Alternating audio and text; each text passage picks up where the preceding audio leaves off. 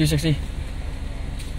Toyota Camry acv40 360 3D view.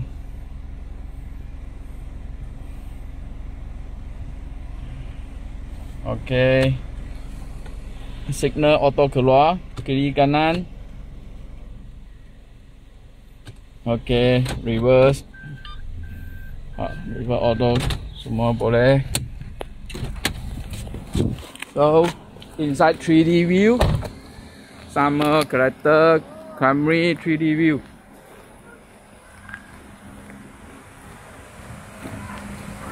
So sama view punya. So this one dash 3D got a dash cam recorder function sekali. So 4 camera also record function. So you can easily see your parking, easily see tight angle view. Thank you.